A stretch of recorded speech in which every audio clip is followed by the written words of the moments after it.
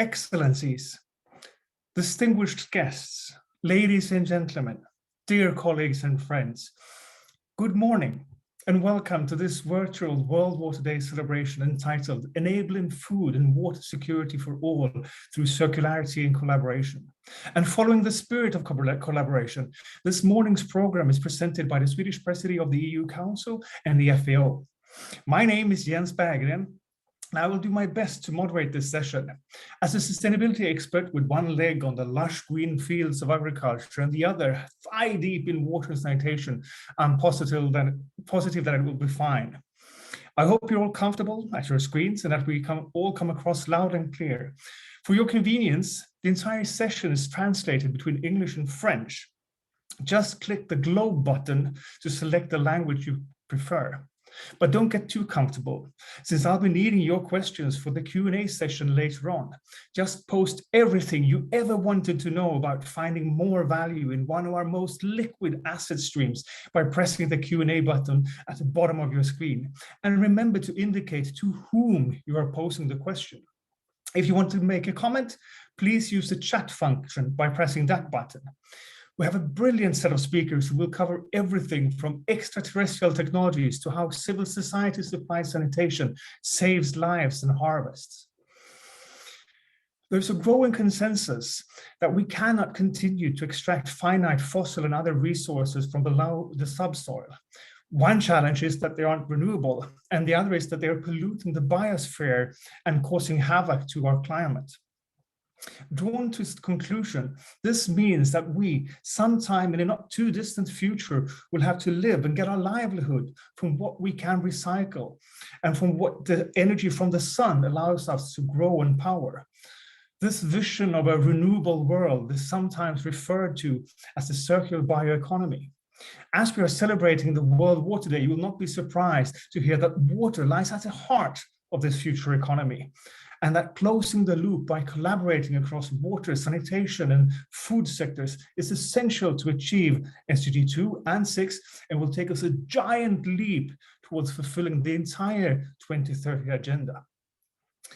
Without further ado, let me introduce this session's first speaker, Mr. Dan Eriksson, State Secretary to the Minister for Rural Affairs and Chair of the Swedish FAO Committee. Take it away, Dan. Thank you very much, and ladies and gentlemen, it's an honor for me to address you at today's seminar in celebration on the World Water Day 2023. As the State Secretary to the Minister for Rural Affairs and the Chair of the Swedish FAO Committee, it's a particular pleasure to make these introductory remarks together with Ms. Ismahane Elouafi. Sweden has been and continues to be a strong supporter of FAO, and we look forward to continuing our collaboration and joint efforts to tackle some of the major challenges of today. We want to thank FAO for proposing an increased focus on water in the next biennium. This is timely and welcome, as all efforts are needed. In the Council conclusions on EU priorities for FAO, which were adopted just a few days ago, water is specifically highlighted. Sweden recognizes that the equitable access to water and sanitation services for all is a basic human right and must be secured. For many of us in this seminar, we take access to clean water for granted. We turn on the tap, and there it is, cool, clean, and for free. But for others, challenges such as water scarcity, water pollution, or lack of simple means of hygiene, including in the context of food production, constitutes a daily struggle, especially for women who are particularly affected by poor water and access to sanitation and hygiene facilities, while often being responsible for providing water to their households. The FAO report on the state of the world's land and water resources for food and agriculture was presented in 2021 It was indeed a reminder of the gravity of the situation we are facing. The transpondary nature of water contributes to the complexity in finding sustainable solutions, and so does the increased pressure on our water resources for food and energy production. Sustainable and efficient resource management is key in tackling these challenges. But I also want to highlight the importance of innovation and new business models. Big data and digital solutions are also important instruments going forward. International water cooperation is central in contributing to security, sustainability, and welfare. And being the chair of the Swedish FAO committee, which is a multi-stakeholder platform for dialogue and policy advice, including also the civil society, I wish, however, to also underline the importance of collaboration at all levels, not only among stakeholders, but between sectors. An example of this holistic and innovative approach is an urban development project called Oceanhamnen, in English, Ocean Harbor. And Oceanhamnen is in the Swedish city of Helsingborg. It combines the three dimensions of sustainability by offering new climate-friendly solutions while increasing quality of life. The households included in these projects are equipped with a unique waste separation system with 3 pipes, 1 pipe for ground food waste, 1 pipe for baths, dishwashing and washing machines, and 1 vacuum pipe for toilets. The separated sewage is processed in a unique treatment plant called Recolab, where waste is recycled and used to fuel the city's buses or make nutrient pellets for growing crops. Another example is from our development agency in SIDA, who collaborated and contributed to a project together with the Slum Dwellers International in Nairobi. And that's a little special for me, because I have visited Mukuru and have met these women in the so-called saving groups. They are trying to save some money every day to take the situation in their own hands, to build better houses and to get water and hygiene facilities in their own homes. So it's a little special for me to see that this is a good example of how to handle the water situation and to help these people who really need the water and hygiene in their lives and in their homes. The project is a precedent-setting partnership involving the residents of Mukuru, the Nairobi County government, and over 40 organizations from civil society, academia, and the private sector. The aim is to develop innovative solutions to the unique water and sanitation challenges faced by the residents of Mukuru. And I think this is a great mission, and it's very important for these people. The project has had significant impacts on the residents thus far, enhancing access to a clean, healthy, and safe environment. Residents now also spend less money to access better quality water and sanitation services. How we tackle the water-related challenges is a major piece of a very complex puzzle for creating a sustainable future, but must be addressed going forward. And this seminar will put the spotlight on some of the possibilities that are at our disposal. And I very much appreciate the solutions-oriented approach of today. I think that's more important than a lot of strategies and plans and so on. What happens on the ground, that means more for me personally.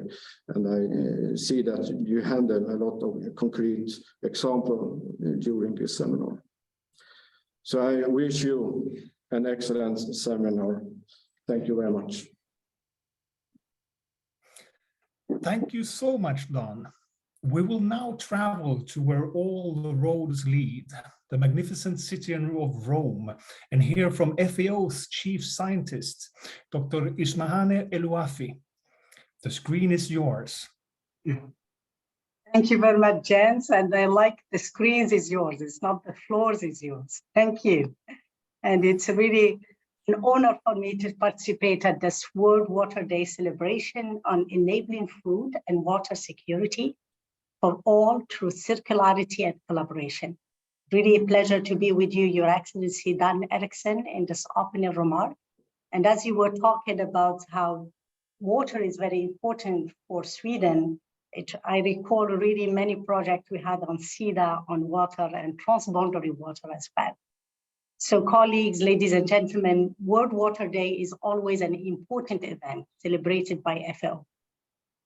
But this year it is even more important as it coincides with the UN 2023 Water Conference in New York, where a large group of FAO experts are there right now, this week in New York, led by our Director General himself, Dr. Donahue, to really talk about water and agriculture and make sure that really we are well represented and the importance of water in agriculture, but also the potential of reducing water footprint in agriculture. It's well illustrated by our DG and our colleague in New York. So many countries and head of state will be participating at this conference, which should eventually result in a bold water action agenda that gives our world a lifeblood, the commitment it deserves.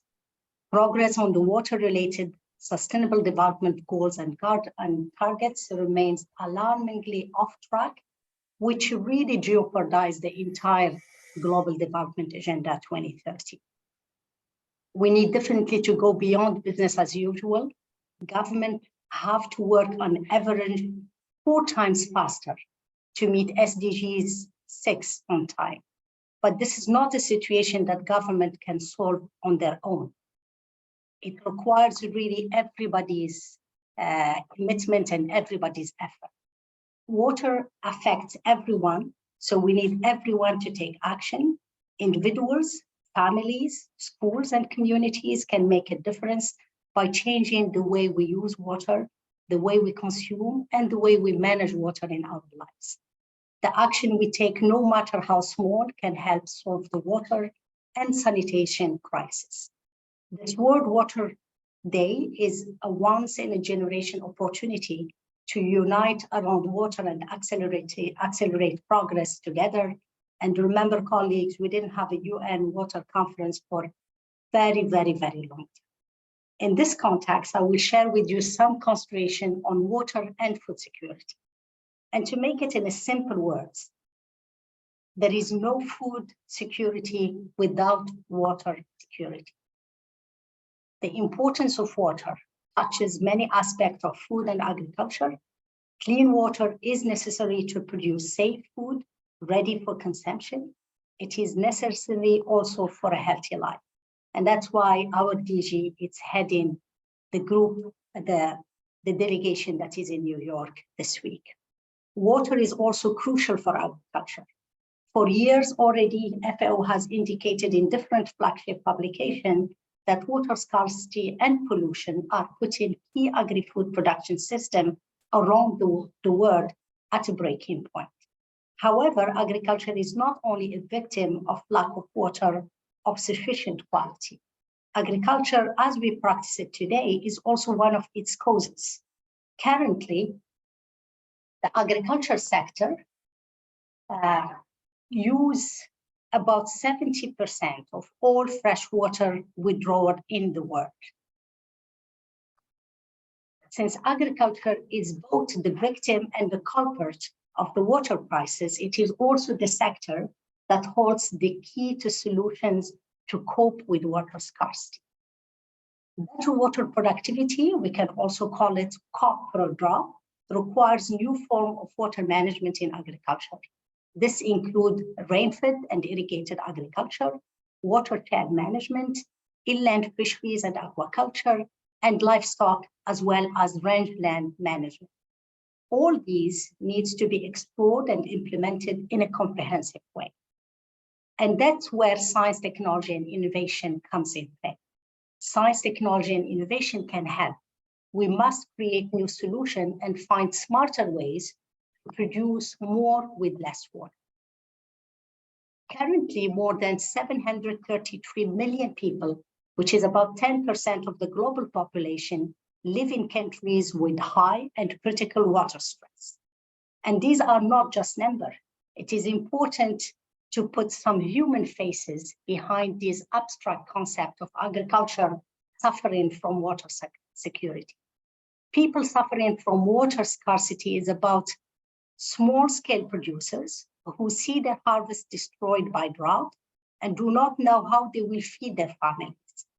In many parts of the world, women carry the double burden of working the land and caring for their families at home, and more severely are impacted by this water scarcity. And the example that you brought then are very good examples in that sense. People suffering from water scarcity is about herdsmen who lose their livelihoods as cattle die of thirst. It is about fishermen who see the quality and quantity of their fishing grounds shrinking. People suffering from water scarcity is also about all those rural families who might have access to land, but not water, and are among the poorest of the poor of the world. And the majority of them, by the way, lives in very marginal ecosystems, be it dry land, be it in mountains, or be it in small islands. So my message today is a plea for a more inclusive way of addressing the world pressing challenges, a way to look for solutions that acknowledge the complexity of the world in which we live and the interrelation between today's major concerns related to poverty, food, water, and climate. Very much a nexus.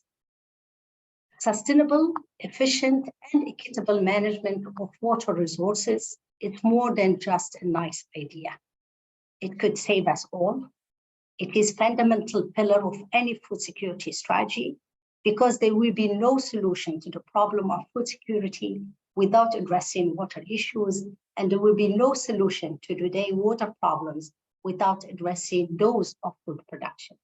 And maybe before I close, I want to just tell you a saying that I used to use in my old days when I used to work at ICPA, which is when we look at water, it's both the supply and the demand.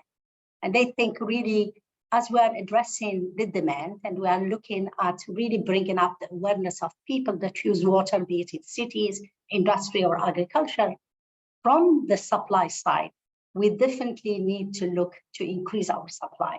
And the way we increase our supply, it's really taking in consideration the other kind of waters, not only drinkable water or what we call soft water, but also gray water, also saline water.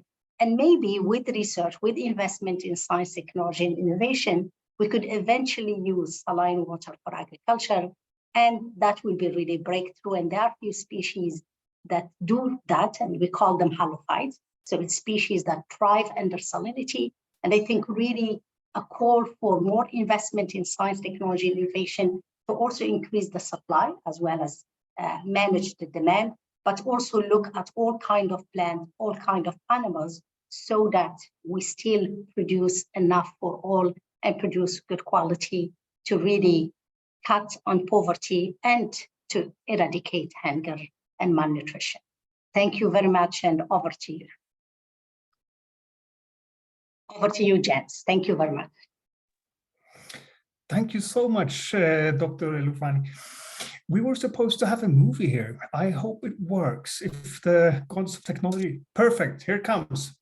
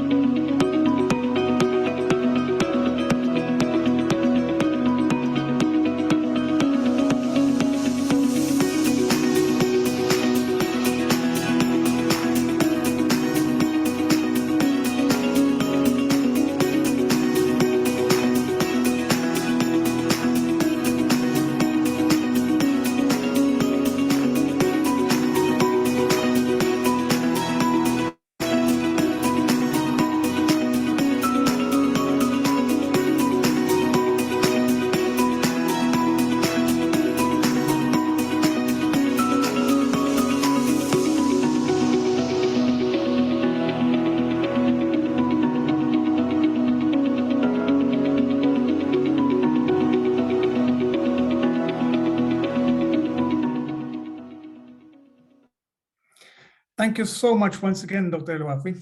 And thanks a lot for that beautiful movie. It was so many very concrete examples, what every one of us can do. So I thought it was great to see.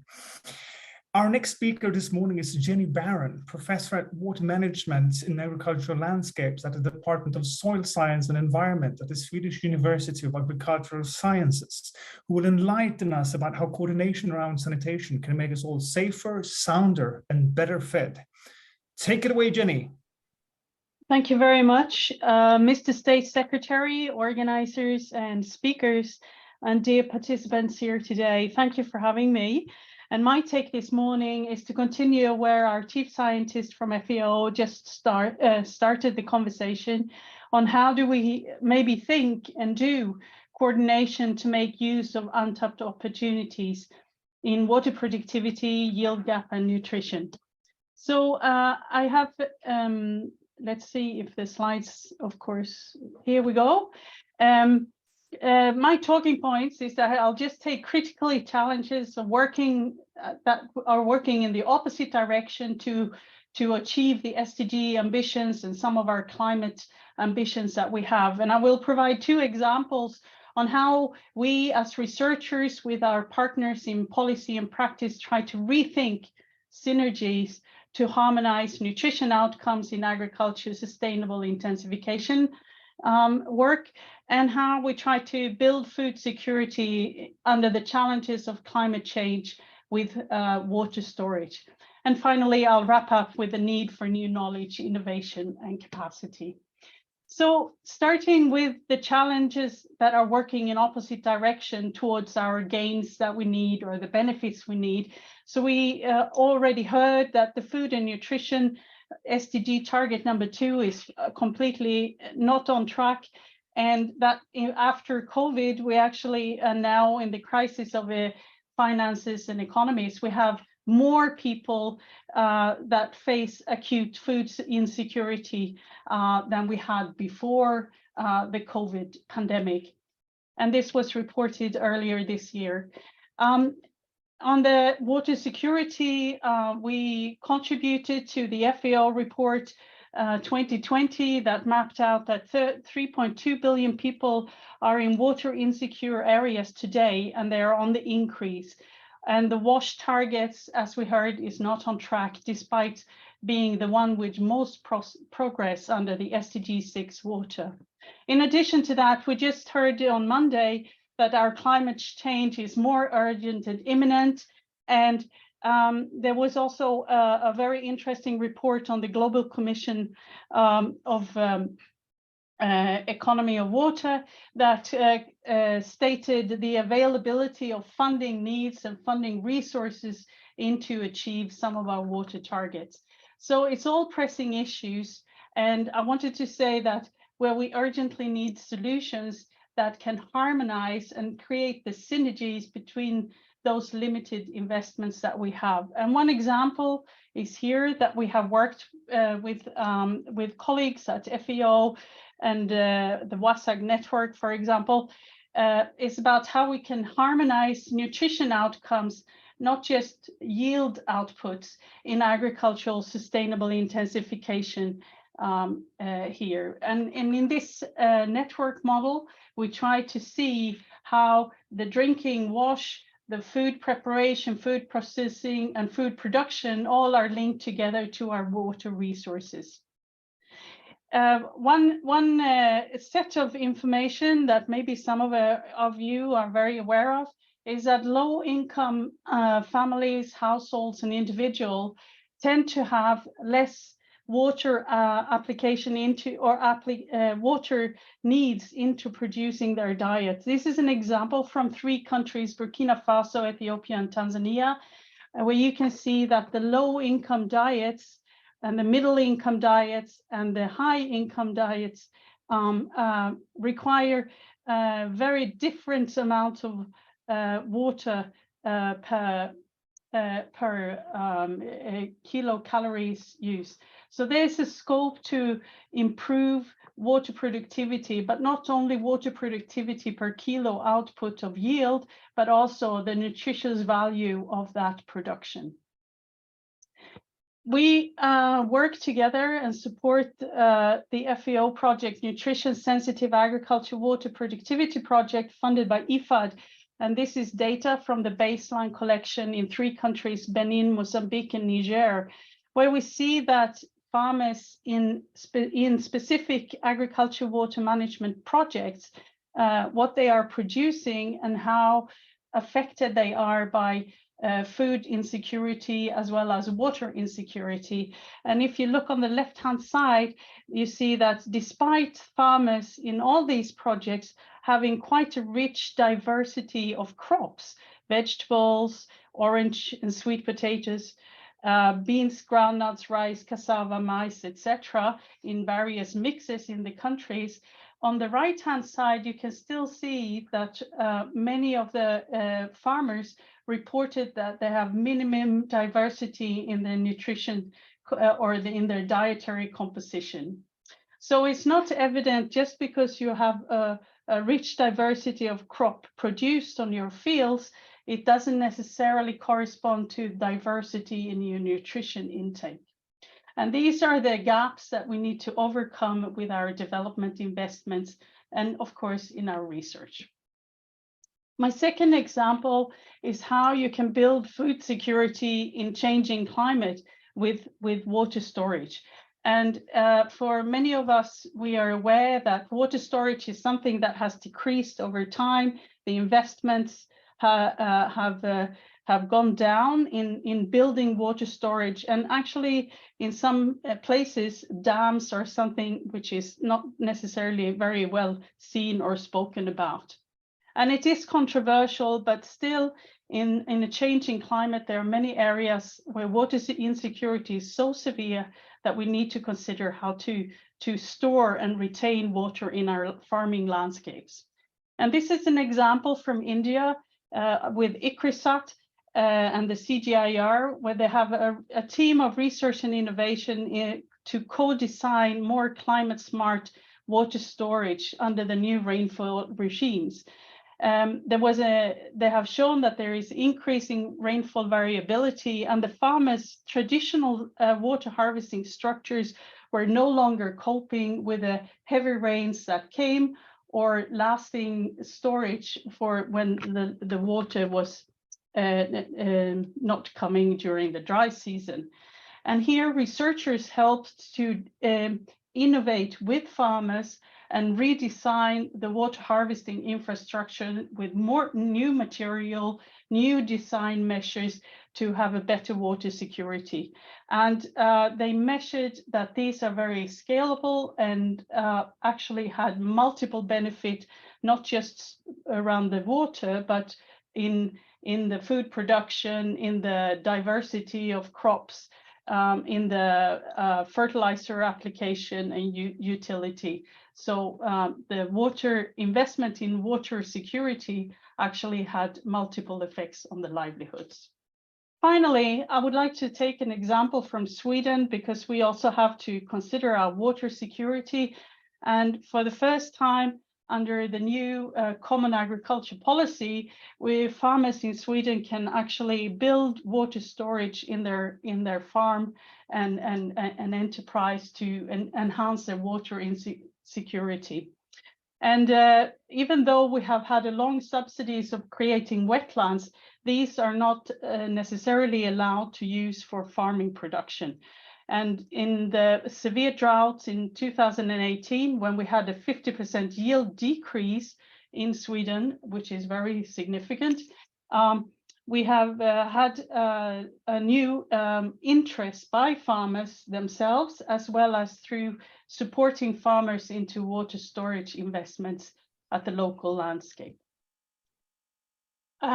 So we need to, I hope these examples have shown that with new knowledge and innovation and capacity, we can actually get further. And this is a technical magazine in Sweden where a farmer says that we need to use scientific methods to find new solutions. And it's good that we have a consensus to start with. And we need to define and quantify complex issues, just not agriculture, but also on the nutritional outcomes. We need to document and learn from good examples and to co-develop these solutions and harness the innovations. Because we need to make sure that our investment into agriculture and our food systems and our water resources are working for multiple benefits forward. Thank you very much. I would like to thank you, our supporters and our collaborating partners at FAO, WASAG, ICRISAT, IFPRI, and IMI, who had contributed to these cases that I have just presented. Thank you very much, and looking forward to the conversation. Thank you so much, Jenny, and thank you for making up the time that I wasted on talking too much in the beginning. We're almost on time now. Thanks a lot for that. Our next speaker will probably be even faster because he will take us into space. I'm sure that I mispronounce his name, but it seems appropriate that a takeoff towards the skies should start with a yippee. It's high time for liftoff. Please join me in welcoming the FAO Senior Water Officer, Mr. Jeppe Hoogeveen. Thank you very much, Jens. I hope you can see my screen. Oh, is that okay? Can you see my screen? Yes, but you are not in presenter's mode, Jeppe. Okay, good. Thank you. Then that should be going now. Okay, good. Then let's take it off. Good morning. Thank you. I am Jeppe Hoogeveen, and I'm the team leader of the water data and information team at the Land and Water Division of FAO. In this presentation, I'm going to tell you a little bit more about one of our innovative projects, which is called VAPOR, and that stands for Water Productivity Monitoring through Open Access of Remotely Sensed Data. This VAPOR project is innovative in the sense that we are using information coming directly from satellites to help farmers and policymakers in improving water management for crop production. So, but first, I would like to say a few words on the background against which we are working. Here you see a few quotes from FAO flagship publication. The first quote comes from FAO's yearly flagship population on food security and nutrition, and it tells us that global food insecurity is still on the rise. The figure that you see here refers to 2021, 46 million people more than a year earlier, when there were less than 800 people suffering from food insecurity, and even 150 million more than in 2019, when this figure was still below the 700 million people. The second quote comes from another FAO flagship publication on the state of food and agriculture. And this shows that achieving sustainable development still faces a key challenge. 3.2 billion people are living in agricultural areas which with high to very high water shortages or water scarcity. And 1.2 billion people, which is roughly 1/6 of the world's population, live in severely water-constrained agricultural areas. Then the last three quotes come from our State of Land and Water publication published by the Land and Water Division last year. So in order to feed a growing population in 2050, the global agricultural production needs to grow with about 50%. And this is very problematic because the pressure on land and water resources have built to the point where productivity of agricultural systems is compromised and livelihoods are threatened. And this is also shown by the last quote, which says that over the last 10 years, 85% of the increase in global cropland was irrigated. And this is not surprisingly because the yields under irrigation are higher than under rain-fed agriculture. So the message is pretty clear. We will need to produce more food while using less water. However, it is very difficult to measure water use in agriculture, and especially if one wants to monitor large areas. one has only very limited instruments available to measure water use, is shown in the picture in this picture. Often it shows on one point, it gives you a little bit of information on one point. But satellite remote sensing can help us with this. With satellite technology, we can assess both crop growth and water use. This way we can monitor water productivity, and the equation is shown in this slide. And this helps again to monitor progress towards SDG 6.4, which deals with efficient water use. Also, we can compare water productivity on field level, and that can help again providing advice to farmers. So this slide shows how the VAPOR system works. First of all, we get information from freely available satellite data, and that is interpreted by open source models. This interpreted information on climate, which includes precipitation and evapotranspiration, crop growth, biomass production, is then stored in the cloud and can be assessed through freely available programming interfaces, which are called APIs. Users, which include policymakers, scientists, and farmers, they can assess the information and adapt agricultural practices to increase land and water productivity. The VAPOR program is funded by the government of the Netherlands, and FAO implements it together with the International Water Management Institute, IMI, and IHE Delft, International Institute for Water Education. The data processing is being done by eLeaf, which is a private company based in Wageningen in the Netherlands.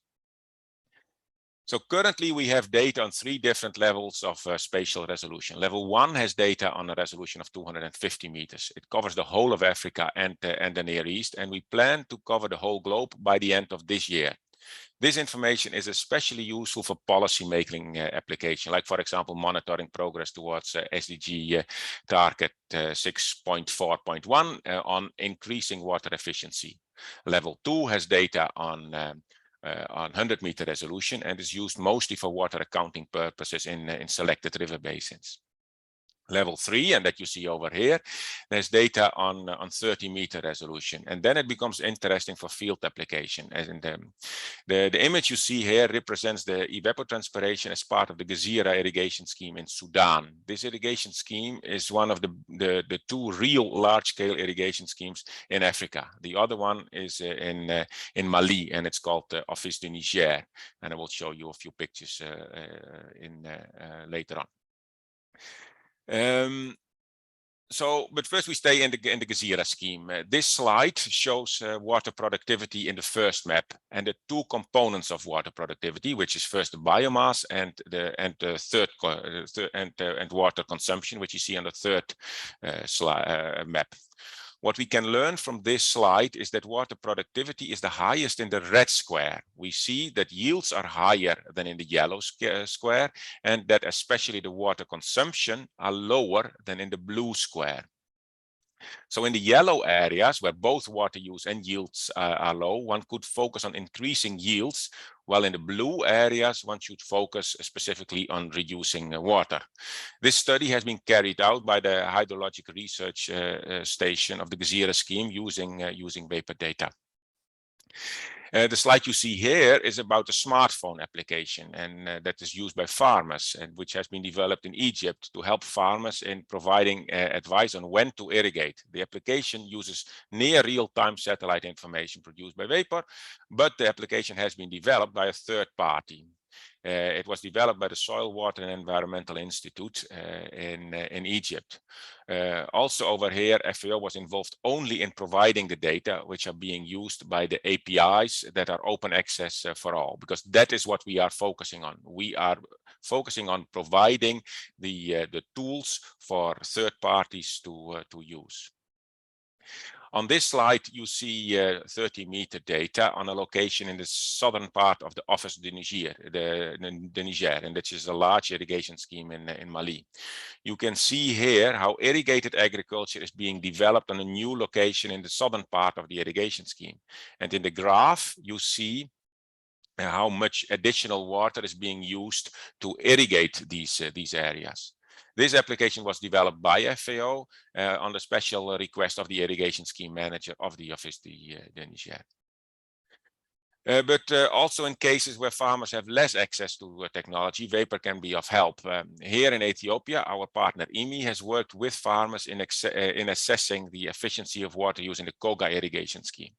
On the map, which is based on vapor information, you can see that the water productivity in the tail end of the irrigation scheme is much lower than the top end of the scheme. Together with farmers, solutions were developed to monitor water use with easy tools, as you see on the pictures, and provide farmers with improved water services advice. And that specifically consists of people that farmers who have already good yields use less water.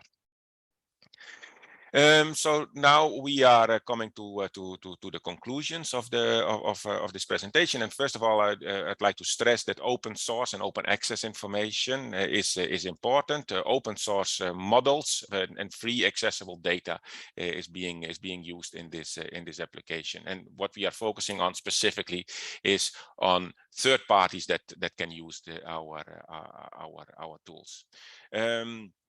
The global database will be available by the end of this year. That's what we are aiming at, and we do that together with additional partners. And then in this context, it's good to say that we are working together with the Copernicus program of the European Commission. The data that we are producing is being used for different types of users. So, and it ranges from policy makers on a high level of we're using low resolution data and a high level of abstract to more detailed information to farmers. And then again, the data is all freely available and can be used also by third parties to make their own applications. And with this, I would like to thank you very much. And you see over here the URL to find more information on the program. Thank you very much. Hartelijk bedankt, JP. Thank you so much. I apologize for my Dutch. It's very poor. Very good. Thank you so much.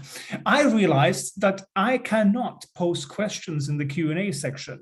I can only respond to them, but you can. So if you have further questions, just put them there and we will do our best to respond them later on during the Q&A session.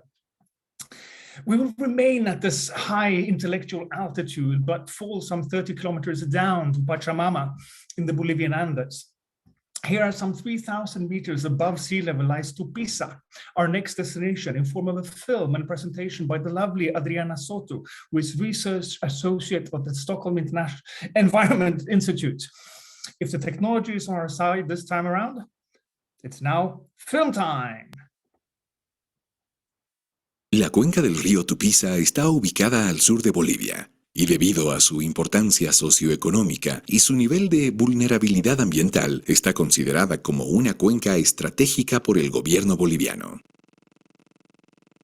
En sus más de 3.000 kilómetros cuadrados de extensión, viven 33.000 personas que, repartidas en 45 comunidades, se dedican a actividades como la minería, la agricultura, la ganadería y el comercio informal.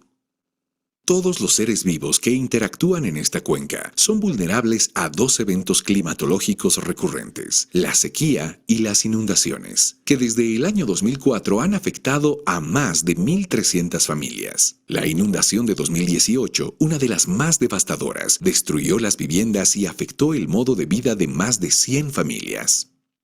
Las condiciones climáticas no son los únicos desafíos que afectan la calidad de vida de su gente. La cuenca también se ve afectada por la erosión de los suelos, contaminación del agua, alteración del régimen hidrológico, falta de infraestructura sanitaria, falta de agua para el consumo o riego, prácticas agrícolas insostenibles y un contexto político y social complejo en una cuenca que es compartida por 3 municipios. Para resolver este problema, la Embajada de Suecia, el Instituto de Ambiente de Estocolmo y el Ministerio de Medio Ambiente y Agua acordaron trabajar juntos para la formulación de un plan director de cuenca, como parte del programa Bolivia Watch. Este documento estratégico será una guía para tomar decisiones sobre las mejores alternativas en gestión del agua y saneamiento básico, reconociendo la situación actual y aportando soluciones.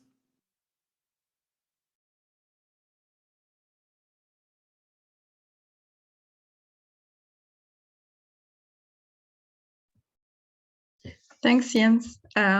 Yeah, with that, a brief video introducing the context of the Tupiza watershed, I would like to explain a little more about the Bolivia Watch program.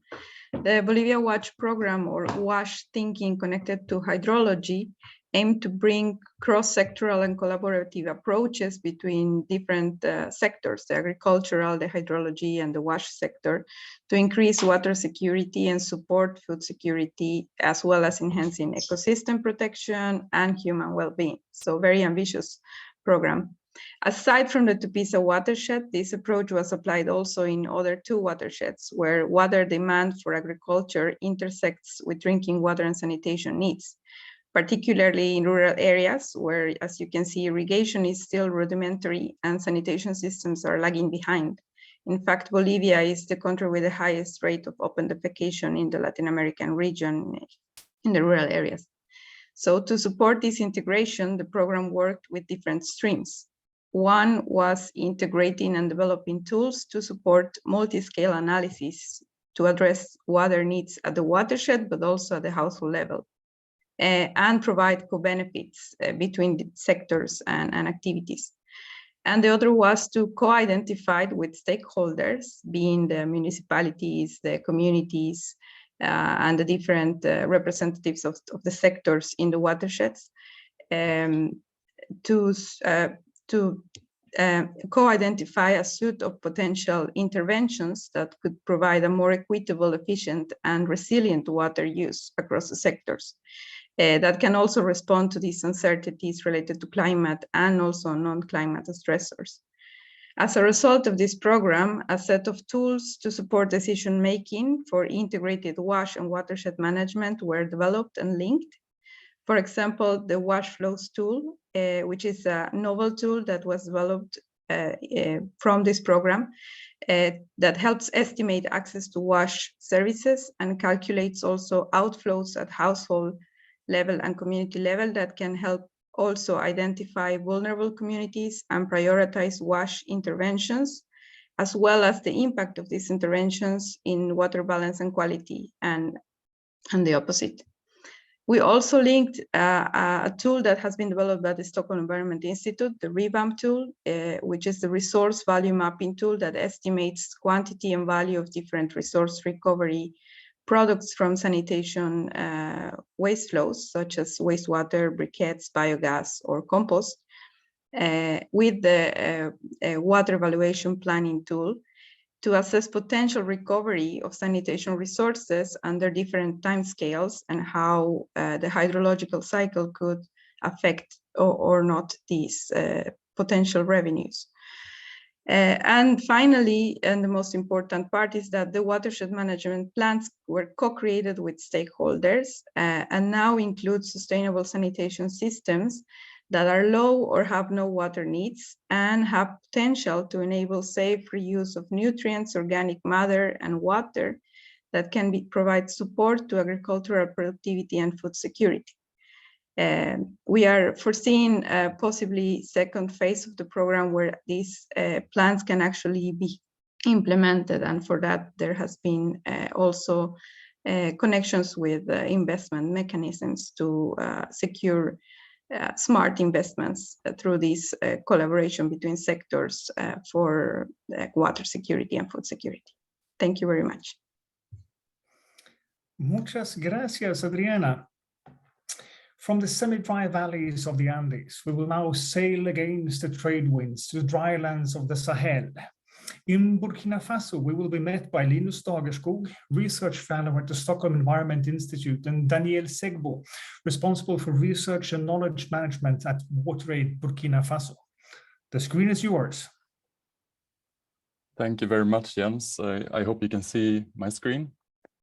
If not, you have to shout. So me and Danielle, we will talk about the Clean and Green framework, which encourages rural communities to manage risks and resources in wastes. And of course, with the vision to strengthen both health and agricultural productivity. And I will give a background, and Danielle at WaterAid in Burkina Faso will present, the real and the important work and the field experience in Burkina Faso. Let's see if changing slides works. So we all understand that, of course, we cannot just harvest resources from productive land to cities and communities. For long-term sustainability, we also need to bring these resources back. We need productive sanitation. And if we look at the urban loop, closing this loop is important, given that 56% of humanity live in cities now. However, this is a challenging loop, as many actors need to be involved, the distances are long, and the waste is relatively polluted. Closing that rural shorter loop is a lower hanging fruit, given shorter distances, less polluted wastes, and a self-interest to maintain soil fertility. And rural populations are also still the majority in many parts of the world, for example, Sub-Saharan Africa and Burkina Faso. To expand on the relevance of productive sanitation, we can look at different levels. The local perspective, closing the loop could contribute to sustained productivity for the world's 500 million small farms. And my own micro farm is one of them. And we use animal manure, but also human manure, like fecal compost and urine, with quite good results. If we look at the regional level, all waste will end up somewhere. And if we don't recycle to land, nutrients and other pollutants will likely reach water bodies, causing problems such as eutrophication. And zooming out to the global level, we know that external inputs depend essentially on finite resources. And we can see that the price of fertilizer has been increasingly volatile, with the latest big spike in 2022. And also the planetary boundary framework shows us that globally we're adding more reactive nitrogen and phosphorus into the biosphere than many ecosystems can handle. So this all indicates we need new ways of thinking and doing to close the loops.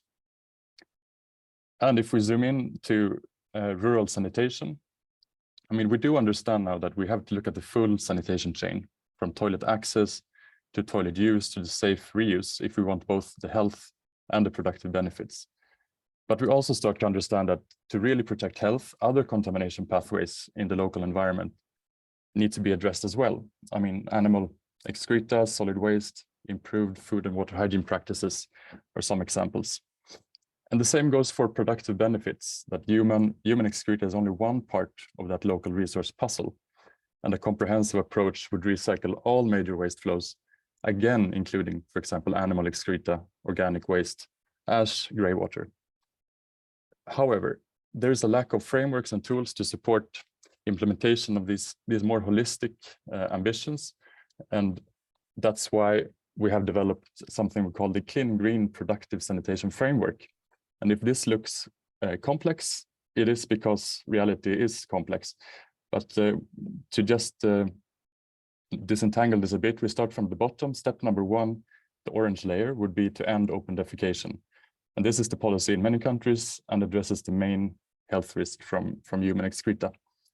The second step, the ambitions are raised for risk management on the level of both households and institutions, public areas, with the risks factor we talked about in the previous slide. So here on the left-hand side, we talk about risk management. But in parallel, on the green side of the framework, we emphasize a safe and efficient reuse of the main wastes in the local setting. And Danielle at WaterAid Burkina Faso will take over to explain how the clean green can be taken from a nice theory into action. And she will speak in French, so if you need, you can have English translation by pushing the translate button on your Zoom panel. I hand over to you, Danielle.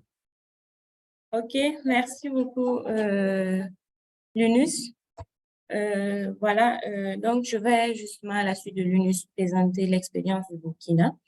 Il faut dire que dans le contexte justement du Burkina, la phase pratique de l'initiative Village propre et productif a été implémentée en fait dans 3 régions, et cela dans le cadre d'un projet qui a été financé par la coopération suédoise. Et elle est notamment, on peut dire qu'elle a consisté justement à dérouler le processus de l'assainissement total porté par les communautés, qui est notamment la TPC, dans 700 villages, et à mettre en œuvre en fait une nouvelle approche que l'on a appelée l'approche école bleue, qui fait vraiment le lien entre le WASH et la production maraîchère au niveau scolaire, mais aussi à valoriser tout ce qui est considéré comme déchets produits au niveau ménage. Et justement, c'est dans ce dernier point que s'inscrit justement l'approche village propre et productif que nous allons en fait appeler VPP. Alors, il faut dire que dans le contexte du Burkina, la mise en place du VPP pourrait se résumer justement en 8 grandes étapes. Et la première étape la première étape à constituer justement, effectuer d'abord une étude de base afin de faire le point vraiment de l'état WASH et agricole d'une part, mais aussi d'autre part, pour faire la situation justement des risques et des ressources générées au niveau des ménages. À la suite de cette étape, justement, la seconde étape a constitué à dérouler tout le processus ATPC et afin justement de mettre fin à la défécation à l'air libre, qui se traduit également par une réduction justement de la pollution des eaux, les eaux de surface et des eaux souterraines, et de renforcer justement les bonnes pratiques d'hygiène. À la suite de cette étape, au niveau du Burkina, on a fait en fait, il y a eu les étapes 3 et 4 qui ont porté sur le déclenchement productif. Voilà. Et ce déclenchement a été suivi justement de sensibilisation. Maintenant, il faut rappeler qu'au niveau justement de l'étape 3, qui a été le déclenchement, l'objectif vraiment, c'était d'amener les communautés à prendre conscience des enjeux économiques qu'ils perdaient à ne pas valoriser suffisamment, en fait, les déchets produits à leur niveau. Donc, c'était un choc qu'on voulait en fait produire. Et en plus des sensibilisations, il faut dire qu'à la suite de des étapes 3 et 4, l'étape 5 a porté sur vraiment des actions. Les actions ont porté sur la présentation de différentes options technologiques pouvant justement faciliter la collecte et la valorisation de ces sous-produits, ce qui permettrait justement aux producteurs d'augmenter les rendements agricoles. Et justement ici, en fait, nous avons présenté quelques modèles technologiques qui peuvent être utilisés dans le cadre justement de la mise en œuvre de cette initiative.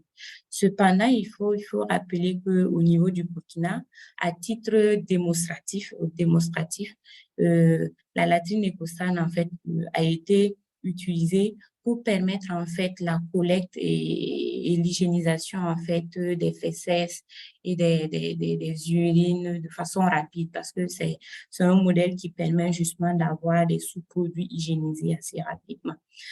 À la suite de ça, il faut dire que l'étape 6, dans le cadre justement de la mise en œuvre de cette approche-là, a porté sur une série de formations que nous avons effectuées à l'endroit des producteurs.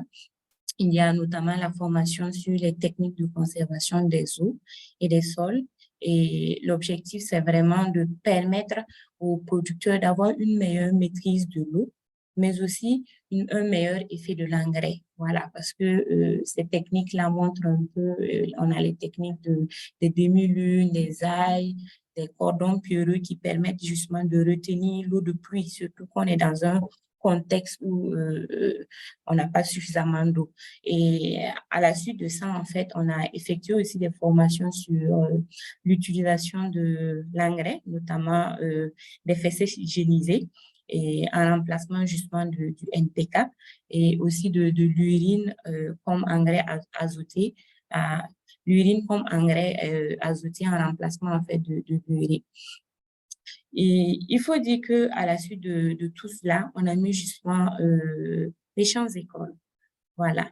qu'on a aménagé avec différents types de traitements afin justement de permettre aux producteurs de comparer eux-mêmes les résultats qu'on obtiendrait suivant en fait en utilisant justement ces engrais-là avec et de les comparer avec celui des engrais commerciaux.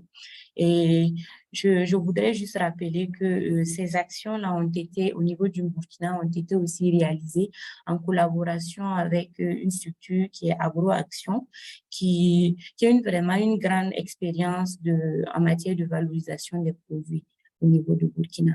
Et je voudrais justement vous inviter à suivre une petite vidéo qu'on a faite qui partage un peu les expériences de terrain et les résultats obtenus au stade actuel.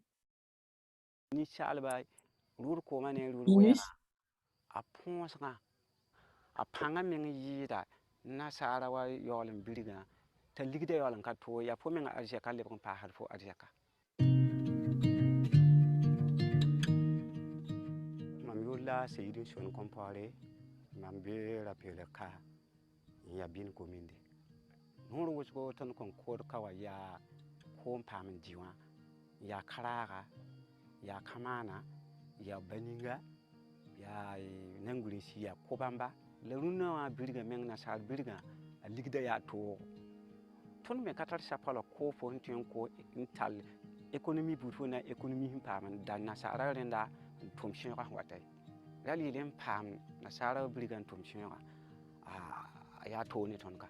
Dans le cadre de la mise en œuvre des activités de village propre et productif, VPP, nous avons intervenu dans 3 villages, Sundogo, Dapelogo et Kirokodogo. Cette initiative village propre et productif, et derrière cela, d'abord, on va assainir notre cadre de vie.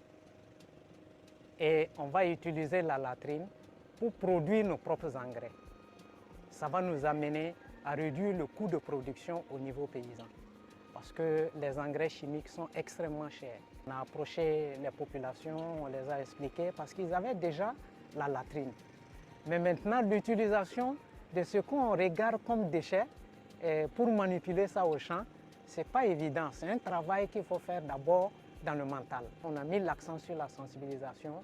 Ensuite, on est passé à la phase de formation, avant même la mise en place des essais.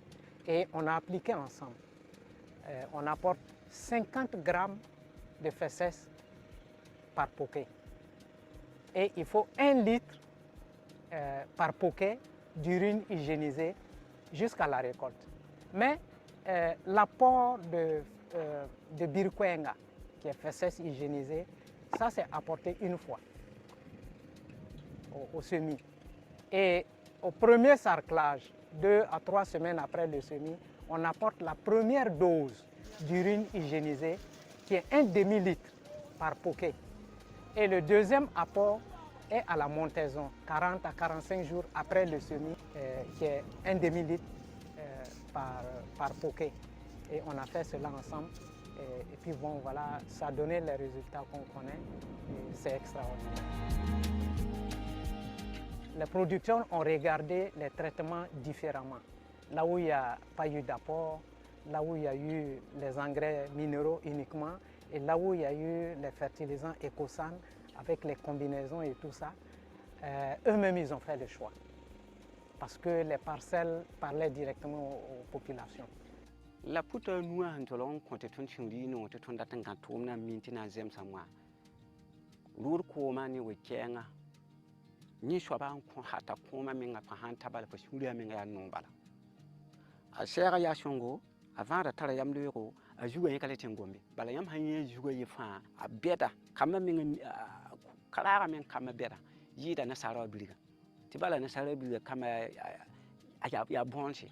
La yon tolon ya anine menga berber to bala yam hanta ya yam da tamti ya yam po bala ton menga wan ke ban shewa ton tayri bala net fa mo na nyaka bala e ton wa la mo pupi ta bala net fa to ko bi na de ni ko ya pakta mo te ton je he sa ba ya won wana ton mi gam de ton mo ya sa ba ya so ma ta da bo a vioma frida mi a sa ya so ma.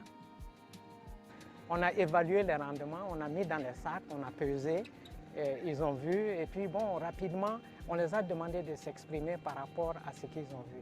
Tout de suite, le choix est que bon, il faut les aider à développer plus la technologie Ecosan parce qu'ils voient qu'ils n'ont pas dépensé 5 francs pour acheter ces fertilisants et puis ils ont un grand rendement comme ça.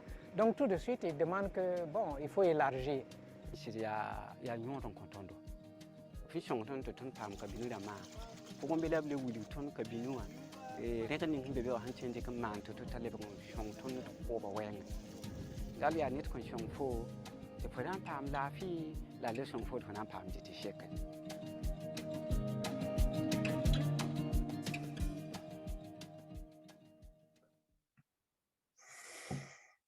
Alors, merci.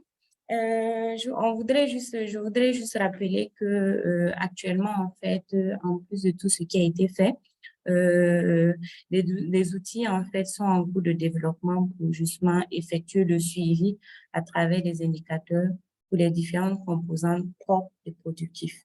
Et l'objectif, c'est vraiment de pouvoir aboutir à une reconnaissance de ces ménages-là, voire une certification au niveau du village. Et en guise en fait de conclusion, nous pouvons dire que la mise en œuvre de cette initiative, si nous voulons la faire de façon efficace, et il est important vraiment de mettre l'accent ici. Il est important que les différents acteurs des secteurs concernés, notamment le WASH et l'agriculture, travaillent en synergie.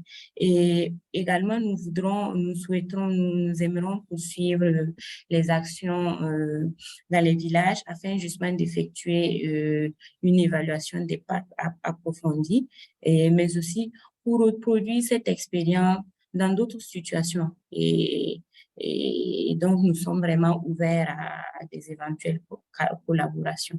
Et avant vraiment de remettre la parole à qui de droit, permettez-moi juste de dire que, en fait, l'approche village propre et productif est en bonne route au Burkina.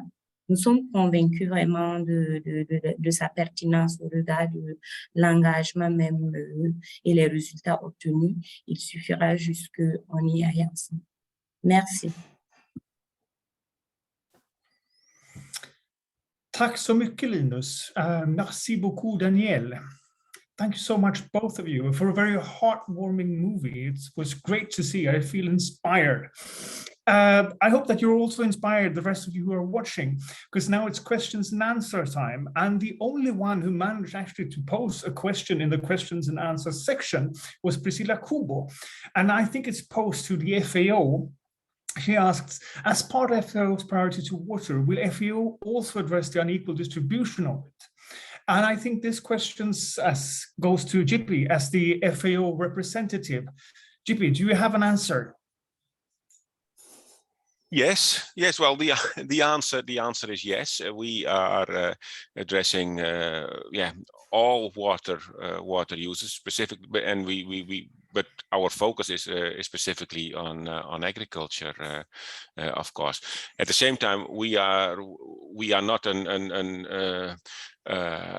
we are not policemen and can tell people how much water they are allowed to use and how much water they cannot use and how much they can pollute. But what we do is we inform countries on what happens with the on the state of our current water resources and how and we publish on that on a regular basis. For example, in our State of Land and Water publication that came out last year. Thank you. Thank you so much. We did receive some questions also in the chat, which is perfectly okay, of course, and I'll try to reformulate and pose them. And then the first one I have actually goes to Linus and or Daniel. Has there been challenges in linking the volumes of resources recovered, urine and feces, with farmers' fertilizer demand? Linus or Daniel? I could have a go to start, and it's true that if we manage to recover all our human wastes, it is a significant amount of nutrients that we excrete. When what we eat is what we excrete, and we eat basically the equivalent of 15 kilos of NPK fertilizer per year. So we excrete that equivalent as well. And that is significant for one person per year. I mean, you can, if you are in Burkina 7 persons per family, you have roughly 100 kilos of fertilizer, urea, NPK. That is available for you if you can manage all that urine and feces. And 100 kilos is like, yeah, a good hectare fertilized, but that's only from human waste. You have to have the animal waste and the organic waste and the ashes as well, right? But that is a challenge to handle all of that. And we are looking into alternative options, because storing meter cubes of urine is not a realistic option, but applying it to boost compost, applying it to the field in the dry season are viable alternatives. I think there are alternatives, but it's challenging, and technical innovation and research is definitely needed. Thanks a lot. Sorry, I'm actually trying to find the questions on my screen here. So if I seem a bit sketchy, it's because I'm trying to look all over the place to see if there are questions. I do have a question for Adriana. With the war and the high cost for energy and fertilizers, we've seen an increase in the interests in alternative fertilizers among farmers in Sweden. Have that also happened in Bolivia?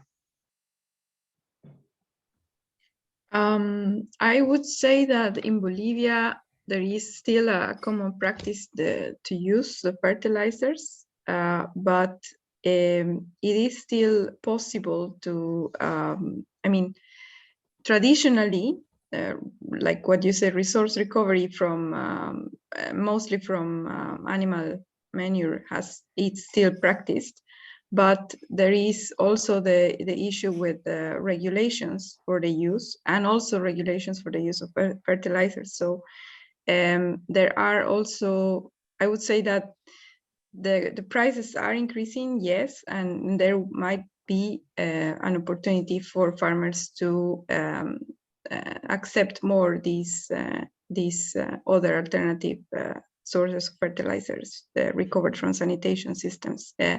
I did not mention that, but we did have a small study in the city of Montero, which is a small city in the lowlands in Bolivia, not the highlands, but where they are more, they have developed more innovative approaches to sanitation systems. So they have also on-site sanitation combined with sewage sanitation systems. And there, the study that we did consulting farmers about their acceptance to using fertilizers, they had a high percentage of the farmers that were questioned did mention that they would be interested in using resource recovered fertilizers. So yeah, it's a good momentum. Thank you so much. The next question goes to Jenny. Sort of in this world, when we're talking about collaboration and coordination between different actors, how can we seek synergies between the sort of fields so far apart, where the experts on the one hand in agriculture and water management, and the other hand nutrition, who are often sort of inside health or medical fields? How can that collaboration be increased, and how can we make it work? What do you think, Jenny?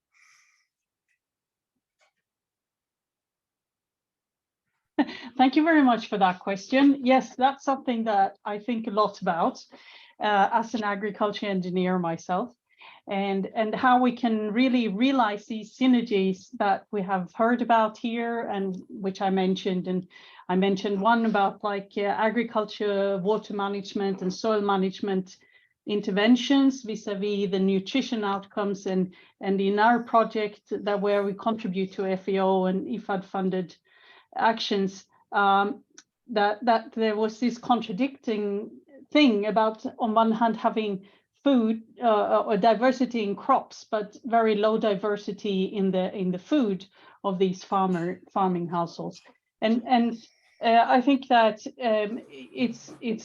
we cannot just sit back and do that. In terms of the other examples that I was talking about is like the storage, that we have evidence that when we invest in water, we can gain multiple benefits. We can gain clean water, we can gain agriculture production and nutrition, and we can even gain, if we're really smart in our design, some ecosystem services for the catchments or for the landscapes.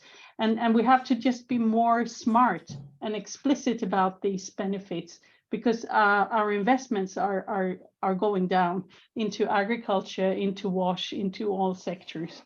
So it's going to be hard.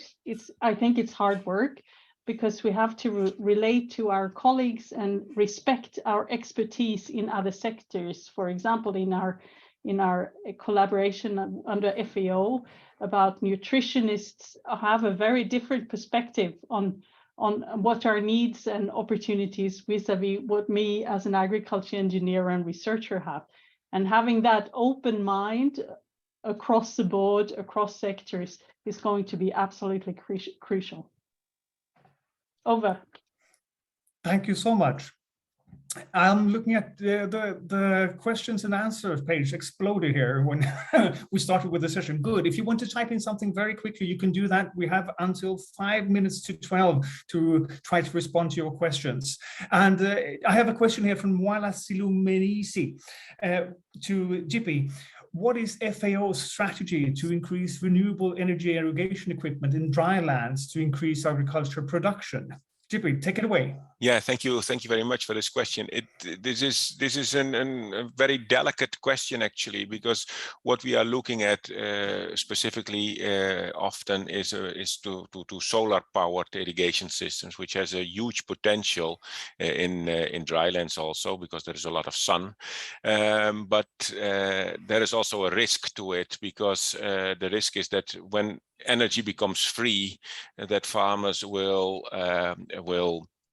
let the pump run and overdraw the groundwater. So what we try to do is finding solutions and helping countries in finding solutions to make sure that indeed solar energy is being used, but also in a way that the groundwater levels remain sustainable. And that is indeed a very delicate balance. But we have made a publication on it. On specifically on the benefits and risks of solar-powered irrigation, and which I would I would invite you to search for it on the web and download it for more detailed information. Thank you. Thank you so much, JP. I will abuse my role as the moderator and pose my own questions that I couldn't write down. Sorry about that. I wonder, I've heard somewhere that around 95% of the food in Africa is produced by rain-fed agriculture, whereas 95% of the investments go to irrigation. Is that correct? And if so, is that a sort of sustainable way of doing things? And if not, what could we do to change that? If you can answer quickly. Sorry if it's a very difficult question. Well, that's indeed a very difficult question. What you're referring to is probably sub-Saharan Africa, because if it's the whole of Africa, then these figures are not correct.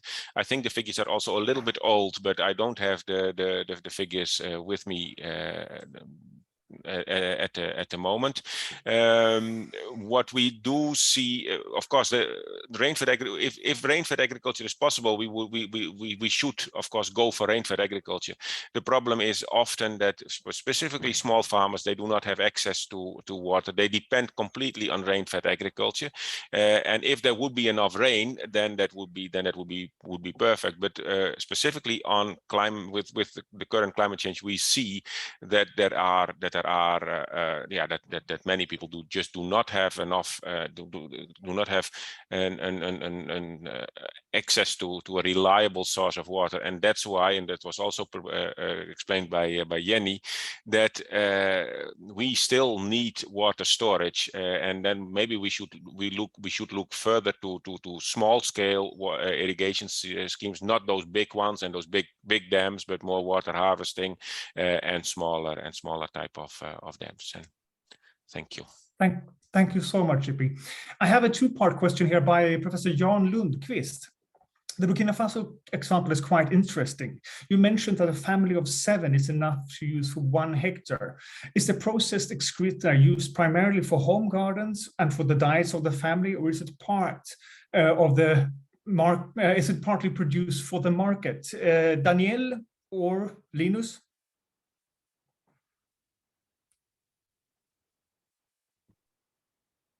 Daniel, tu veux aller? Est-ce qu'ils utilisent ça pour le maraîchage ou la culture en Pas pluie? juste du maraîchage.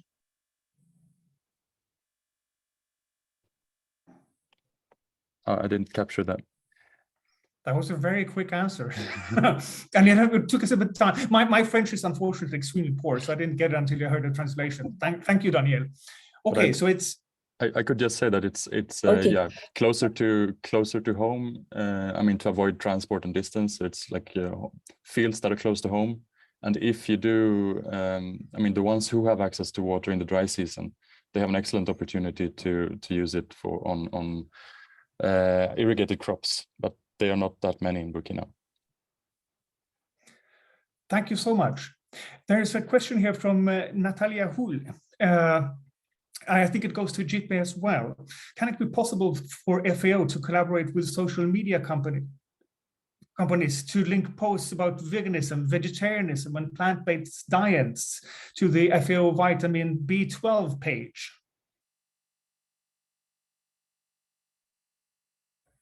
Yes. Well, this is an... Oh, I have the French translation. Sorry. Let me go to the original. Well, this is a question that should be posed to our communication office. I cannot answer this.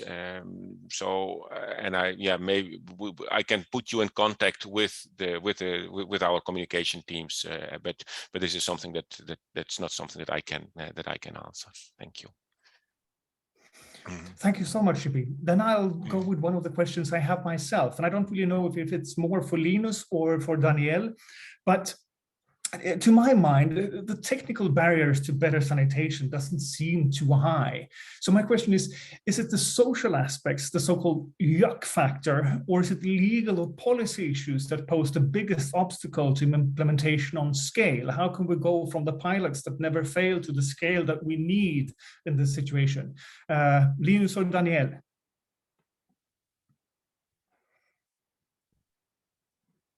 Tu veux attaquer, Daniel?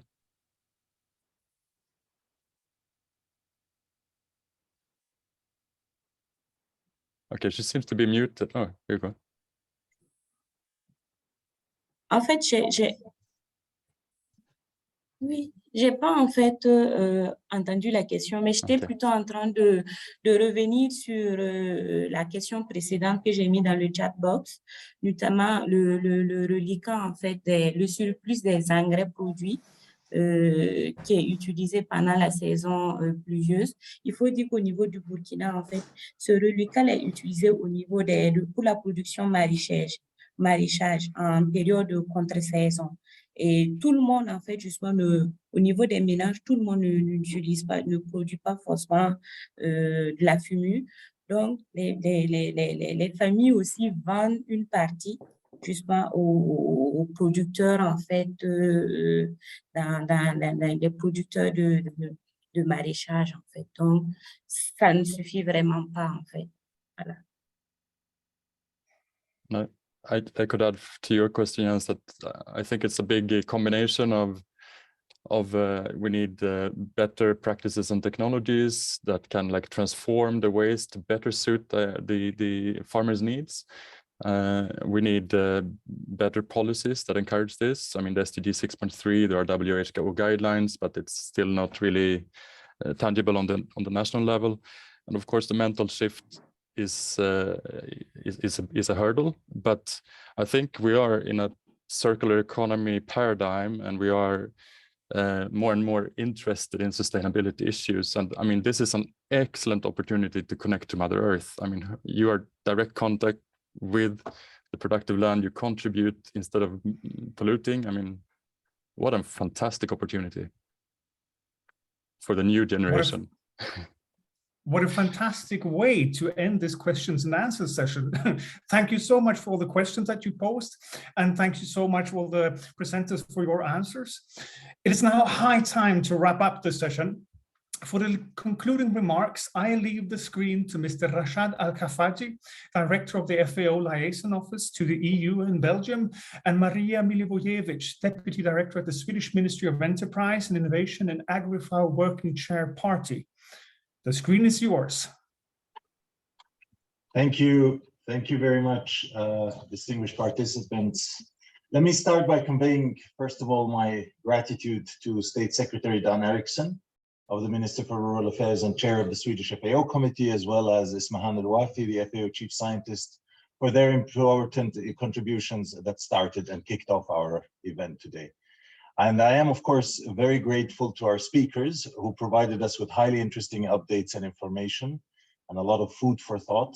Un grand merci aussi aux experts qui nous ont joignés du Burkina. Merci beaucoup. And of course, a big thank you to all participants who stayed with us for your presence today at this FAO Brussels Dialogue. As director of the FAO Liaison Office in Brussels, I'm very proud to see how this joint event reflects the solid collaboration that we have with the presidency of the Council of the European Union. And I thank Sweden and its Council of the EU presidency team for the trust and for the partnership. FAO is very pleased to note the continuous priority attributed to water by the Council of the EU presidencies. In this dialogue, we witnessed several interesting stories of promising water-related projects around the world. Efforts to transform the way we appreciate, we consume, and we manage water. Water as a cross-cutting element is a key focus for FAO, as shown by the biennial priority on water that shall be endorsed by the FAO conference next July. And also as stated by FAO Director General Chu Dong-yu, who said that there is no food security without water security. And we know that addressing water scarcity and improving water management also benefits small-scale producers and women, as well as some of the most vulnerable people around the world. And we heard about the UN Water Conference, the first after 47 years that will be starting in New York. And I believe we all share great expectations for this event. But in addition to the international community's aspirations for this conference, I believe that this conference is also about what we saw in today's event, namely pathways for partnerships that lead to life-changing initiatives in the area of water. FAO certainly stands ready to strengthen its collaboration with the EU and its member states, also through the presidencies of the Council of the European Union, in devoting to water permanent spotlight in the development endeavors. I thank you very much for your attention.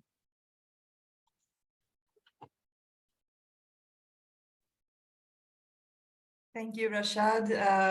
I can only echo what you said, and thanking the participants and all of the panelists for really interesting presentations. For me, often staying at the kind of policy level, it's always really, really useful to hear these concrete examples. And it's very uplifting to see that there are solutions to some of these extremely difficult problems. So I think it was really, really interesting, and I hope everybody shares that view. I also wanted to take the opportunity to thank the FAO Liaison Office and FAO for organizing this event together with us. I also want to thank Siani, a member of the FAO committee, who were instrumental in finding all of these fantastic speakers and proposing how to put this seminar together. So thank you very much, Siani, for doing that and helping the presidency to arrange this event as well. I really just wanted to wrap up by saying that Sweden and the EU, we stand ready to collaborate on these extremely important issues. We look forward to it. We are very pleased with the fact that FAO put this on the agenda, so we have an opportunity to address it, just like our State Secretary mentioned. We want to work together to make sure we have increased sustainability and water security for everyone. So thank you very much, and over to you, Jens. Thank you so much. And thanks everyone for your time, your attention, your presence, and your great questions. And we conclude on time, and we had technology on our side. So thanks for everything. Thank you.